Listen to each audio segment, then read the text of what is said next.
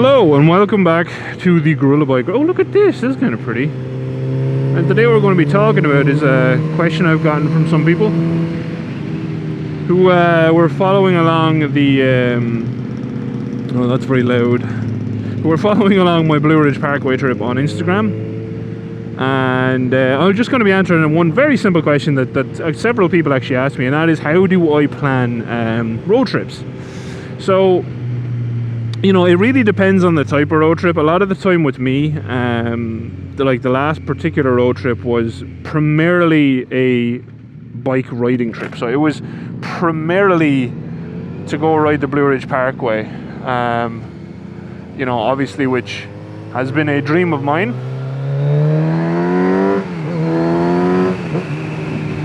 Again, I know a lot of people might have read the post on, oh no, my battery's going to die on that one. We'll change that out in a second. But, you know, it's been a dream of mine to ride the Blue Ridge Parkway for quite a long time, actually. So I saw the video a long time. I saw videos of the Blue Ridge Parkway. I think it was on the Discovery Channel or one of those car shows on you know, the Discovery Channel way back in the day when there was a lot less channels. When we first got Sky, when I was, I think, 16, back in Ireland. But anyway, yeah, so people are asking, you know, how do you plan your trip? So, yeah, if it's primarily a bike riding trip, I just pick the roads I want to be on. I try to pick a reasonable distance per day. And like, personally, a lot of the time, like on the day, I would look for deals on hotels in the place that I plan on stopping, or Airbnbs. But obviously, if you have more people coming with you, and if you have people who are kind of, you know, concerned about making sure we have somewhere to stay, which is completely understandable. Obviously, I will book ahead in advance. And one big thank you to RPHA. RPHA actually booked all of the Airbnbs, found all the Airbnbs, and booked all the Airbnbs for the Blue Ridge Parkway trip after I picked kind of our stopping point. So, you know, definitely was a team effort on this last one. But, you know, like previously when we went to Wales, which I still have video footage of, and maybe I should actually, you know, dig that out and upload it at some point. So maybe I will do that. Let me know if you'd like to see that. But oh, Lake Benson, this is where I was kind of aiming for today. I just don't know where you pull in for the park. We'll find out. But yeah, like Wales was primarily a sightseeing kind of adventure. So we had lots and lots and lots of stops planned. So that was not so much hitting roads, it was hitting kind of points of interest, which is a lot easier to do in you know, Ireland, Europe, obviously the UK, because there's kind of a lot more historical, like castles and whatever else that you can actually hit up, more so than over here. There's less, not that there's no history, there's less history, you know. I'm not saying there's none at all, but there is certainly less here in America, where you know, where in the areas we were. There's obviously places that we did stop and have a quick look at, but you know, you don't have like castles and older towns and, you know, really famous eateries and whatnot along where the road is. There was one famous place we wanted to stop at. It used to be, I think it was something Mills on the Blue Ridge Parkway. It used to be a restaurant on the Blue Ridge Parkway. But of course, apparently this is the first year their license was not renewed, so unfortunately we did not get to eat there. But yeah, like for purely bike riding trips, I'll pick the roads, and then obviously oftentimes what I'll do is, especially if I'm on my own, I will get near where I'm going, try find accommodation, and if I can't find accommodation, pretty easy. All I do is I might, you know, ride another 10, 20, 30 minutes in a particular direction, because I mean, that's not a big deal for me to do that, you know what I mean? I know that's obviously a distance for some people, but for me it's absolutely, you know, I don't mind doing that. And go back up the front of the park, I think, where there's less people. But yeah, certainly that's how I prefer to do it, is just mainly pick the road. You're just, if I'm there for the road, I'm there for the road. That's what I'm doing. Everything else is secondary, you know. I'll figure out food. I'll figure out accommodation. I'm not really that picky, because at the end of the day, a bed is a bed. Most hotels are the same these days, all kind of suck.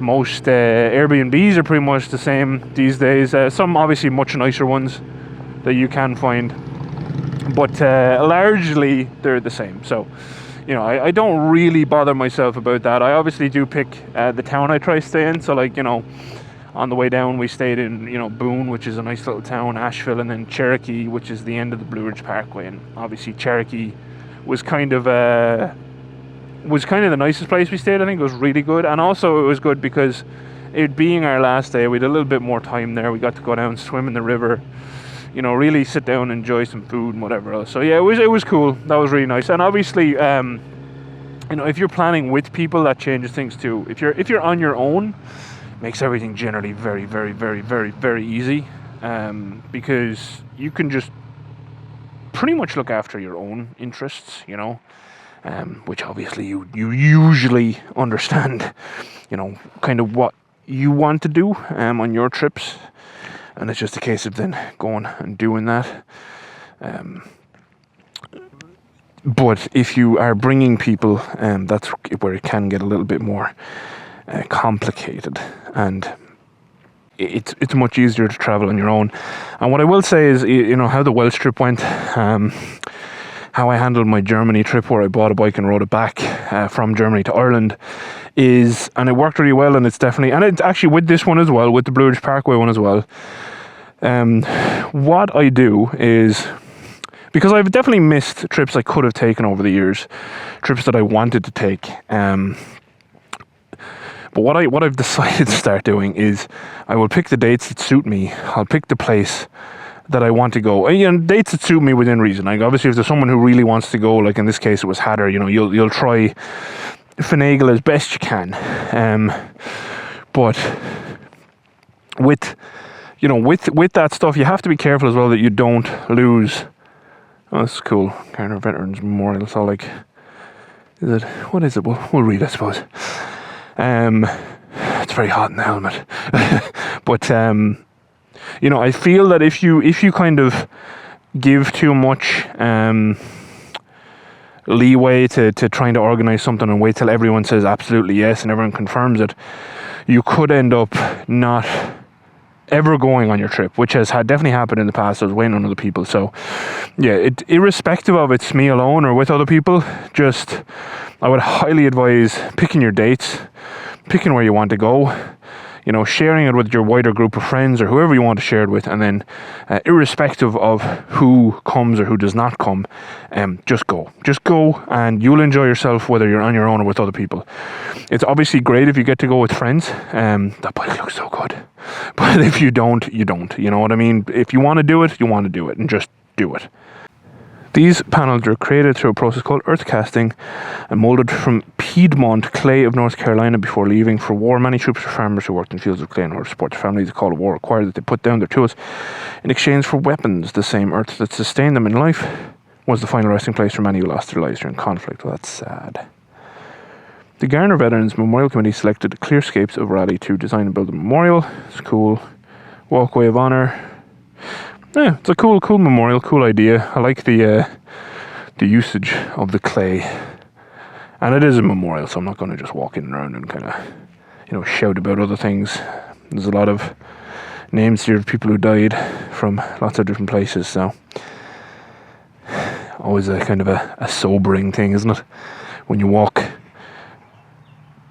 to any memorial that's literally a lot of people who've died, it always kind of, war is a terrible thing. That's all I'll say. I wish it never happened for any reason, and I wish there was always a resolution to be found that meant people didn't get hurt, particularly children, as I'm a firm believer in children are completely innocent and don't deserve to be dragged into the conflicts of adults.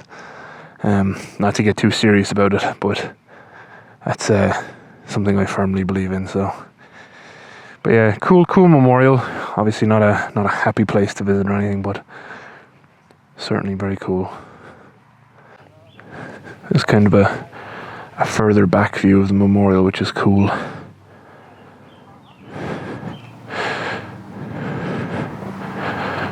But yeah, that is hopefully answers your questions. That's how I organise trips. It's a very simplistic way of doing it, and I think that's why it's worked a lot better for me than you know, trying to just organize a big group of people, trying to get everyone to agree on something and then doing it. I feel that the simplistic way of, I'm going here on these dates and I'll figure everything else out, works very well for me. Obviously, if you're a super organized person, that might not work well for you, but I'll either pick my role I want to do, or the kind of some of the points of interest I want to hit, and I'll go from there.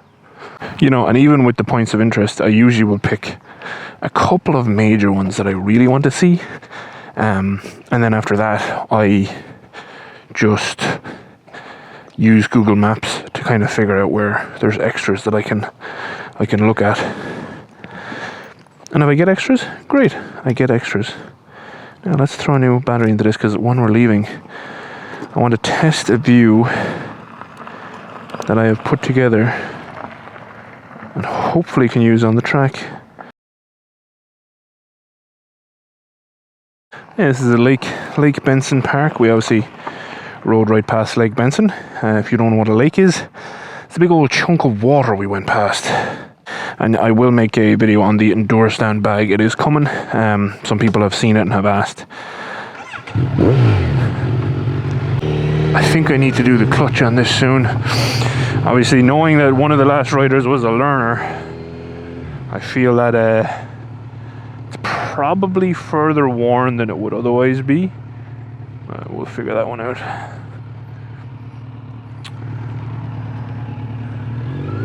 Not like doing a clutch is a big deal. One thing I would be interested to know is, does anyone know, with the slipper clutch on these, should I change the springs to be more suited to my weight? If I do change the clutch. Oh, there's the lake again. Very pretty. Lake Benson. Very pretty area. Very beautiful. But yeah, I mean, that's pretty much how I organize my trips. Like I said, I like to keep it a hell of a lot more simple these days, and that's in any regard, you know, whether it be cars, bikes, any trip. You know, I think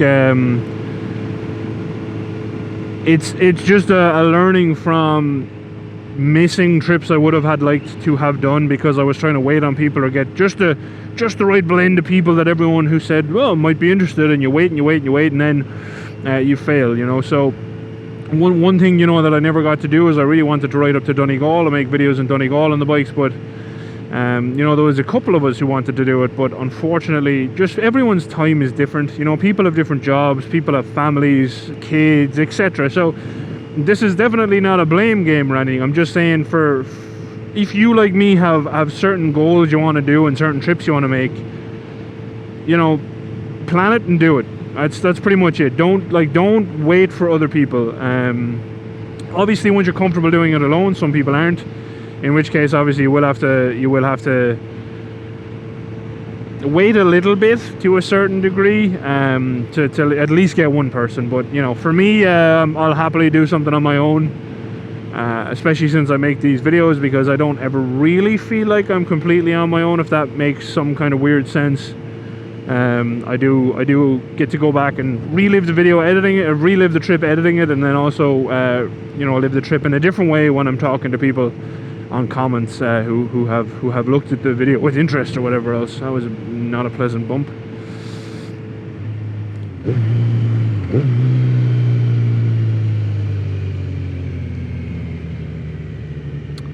Another thing that I've been asked about, actually, that I'll just cover real quick on this bike is, am I going to delete the ABS? And after my next track day, which is at the end of June, I will make that decision. I'm going to run it as is. I'm probably going to hate it, and then after that, I very well might delete it. I might do Brembo RCS master cylinder, and then we'll see where we go from there. So yeah, the clutch is still a bit grabby, so I don't know what I do, the brakes or the clutch first. We'll see. Obviously, just have to apportion funds to each project separately. So yeah, anyway, if you've watched, thank you very much for watching. Please do let me know how you personally plan your trips. You know, do you do what I do these days and just say when you're going, where you're going, and why you're going, and then anyone who wants to accompany you, so be it? Or do you like to plan everything more meticulously, from the blend of people to all of the places you're going to stay? And like I said, I do understand that certain people obviously have different health concerns, have different social concerns that they want to, you know, make sure they're traveling with a certain blend of people, or they were staying in particular places. So this is absolutely no slight on anyone who does plan their trips differently than how I personally plan my trips. Now, like I said, that's just what has worked for me really well on my last few, and what I'm, you know, probably going to continue to do. And you know, even don't just, all I would say is don't overthink things. You know, even when I went on the trip to, you know, the Tail of the Dragon, Tennessee with Father Bobbert and co. Thanks again, Ryan, for inviting me. You know, I physically, I probably wasn't there. You know what I mean? My back wasn't fantastic. Still had a lot of fun on those roads. But if I had second guessed and said, oh, you know, what if I'm in too much pain one of the days, I wouldn't have went. And I would have missed an absolutely fantastic trip, and something I'm so glad I did. So like I said, probably the biggest piece of advice I could give is just don't overthink it. Just go do it. You know, go do the thing. Which is an accidental quote of How the Magpie Flies. If you've never watched that particular channel, she's makes some very good videos. I don't think she likes me very much every time I've spoken to her, but what can you do? Can't have everyone like you, and that's okay. But yeah, I do agree with the go do the thing, or Teapot 1, live your life, etc. All those things, just don't overthink it, go do it, you'll be grand. If you've watched, thank you very much for watching. Please do leave some comments in the comments. I do enjoy reading them and answering them. And yeah, until next time, thank you very much as always to all of my patrons. I do really appreciate all your support. It means a lot. It does mean a lot. I am currently saving for some more bike parts. Hopefully, between the YouTube earnings and the patronage, I will be able to buy a quick shifter very soon. Well, not very soon, but that clutch is a pain. I need to figure that out. But soon enough, we'll get a quick shifter when we can.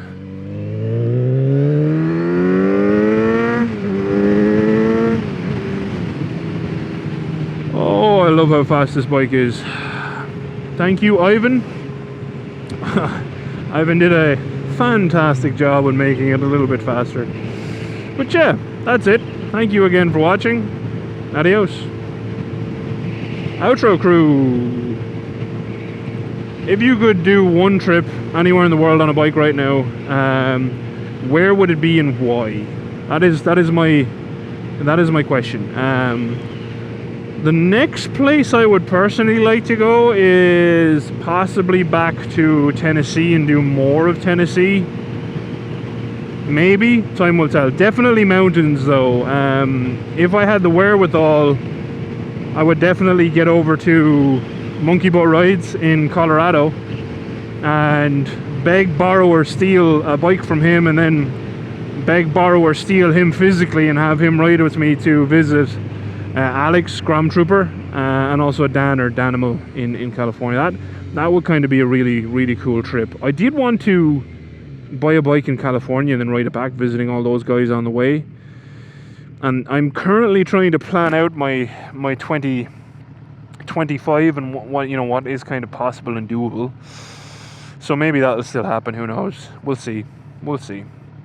I'm actually going to stop in here and see do they have any directional valve-y things, because I want to put on my tires, but it's really hard to pump up the tires in this bike because they're not the 90-degree ones. So let's go see do they have them. I'm not going to bring you in here though, outro crew. I'm just going to let you all go about your life and day and whatnot. Bye everyone.